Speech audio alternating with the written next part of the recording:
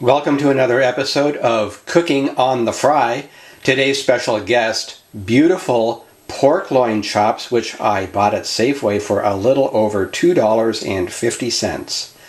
I am going to try to bring them up to their safe temperature of 160 degrees without drying them out. They're a little thinner than meat I am accustomed to cooking, so let's see if I can pull this off. Okay, I've taken them out of their packaging. Don't they look good? And I'm going to briefly take the temperature, because I'm trying to learn something too, and see what the temperature of one of these chops is right out of refrigeration. So I've got my meat thermometer here, and it's going down. Surprise, surprise. Looks like it's leveling off at about 51. The first thing I am going to do with these gorgeous pig parts here is put them in the microwave, don't panic, at 20% for 2.5 minutes, and then I'm going to flip them for another 2.5 minutes at 20%. This will bring them closer to room temperature without beginning the cooking process. I'm also going to preheat my oven to 400 degrees. Well, 395, 400, beautiful. Okay, that'll take about 6 to 8 minutes. I am about 4 to 5 minutes out from cooking, so I'm going to turn my iron skillet burner to just slightly below medium. Get that nice and hot. So they're out of the microwave, and let's see how much warmer they really are. Goes my thermometer, and it's reading, well, it's reading in the high 60s. It's adjusting down a little bit, but what I did is I basically just took the chill off of these things and brought them a lot closer to room temperature, which I think is a good thing to do before cooking, and it does not cook them, it just makes them warmer. My prep is going to be very simple. First, I'm going to get some of this sunflower oil. This is refined high heat sunflower oil, and in a previous video I might have said safflower oil. Sorry about that. It's sunflower oil. See the sunflower? I guess I should have noticed that. And it has a smoke point of 460, and I've had a lot of good luck with this stuff.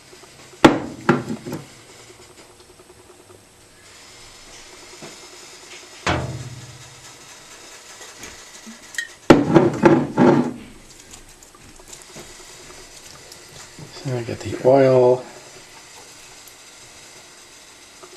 on both sides, stop and rinse my hands. And I am still working my way through my Weber steak and chop seasoning, and I can get this in better light. It's basically salt, garlic, onion, sugar, spices, whatever those are, lemon, citric acid. It seems to work. It's simple.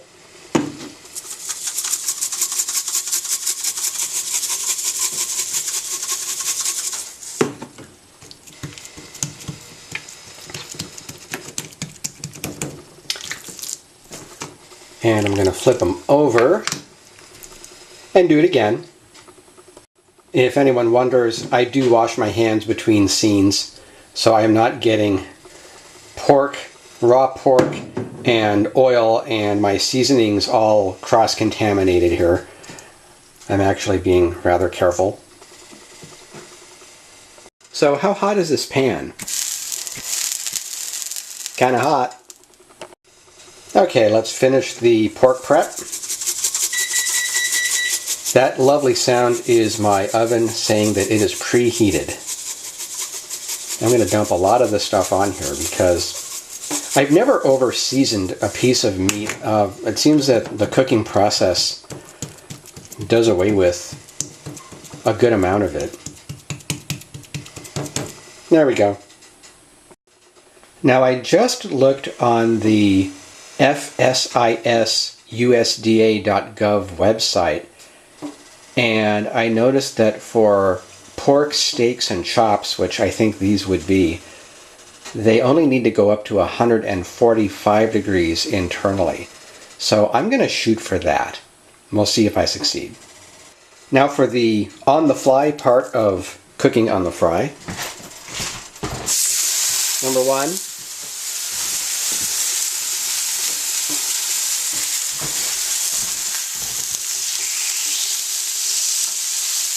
number two, and I'm going to leave these in here for 2 minutes on a side, and then we'll put them in the preheated 400-degree oven.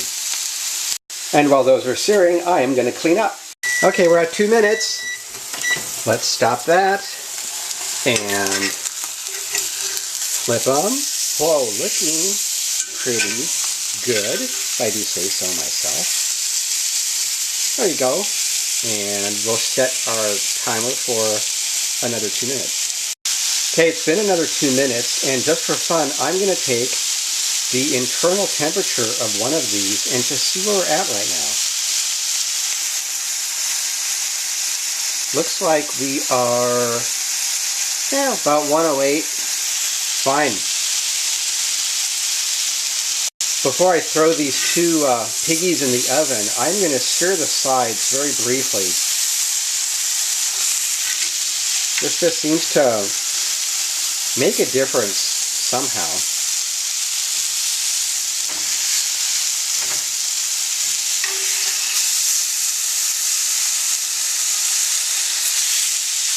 I'm not even getting all the sides very good. I'm counting on my oven to bring the internals of these two up to at least 145, and I think I'm going to, based on my temperature reading, put them in the oven for 4 minutes. As I always say, safety first. See you two in 4 minutes. Well, that 4 minutes went by fast, even for me. I'm going to somehow get in there and get a temperature reading. Let's see where we're at.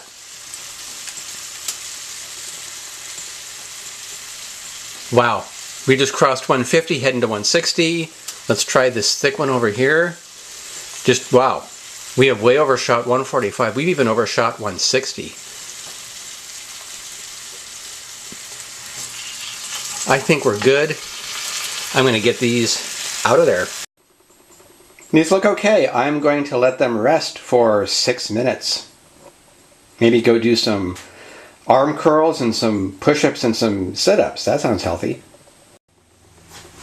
Okay, it's been 6 minutes. Here we go. The big moment of truth. I'm going to cut into this with my Update International boning knife that I paid less than $10 for on Amazon. Let's see what we got. Boning knives are really great because you can cut along the bone.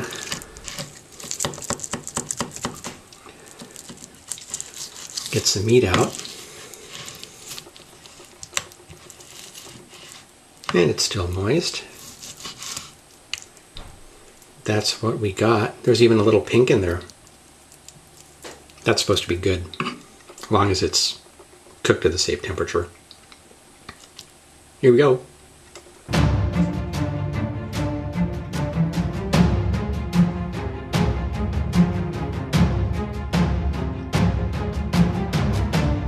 Good stuff. That to me is cooked about as close to perfect for pork as I've ever had. And I got this whole pork steak that I'm going to finish right now for a little over $1. I've got another whole meal, and the total cost was a little over $2.50. So I'm going to go eat. Remember, if I can do it, you can do better.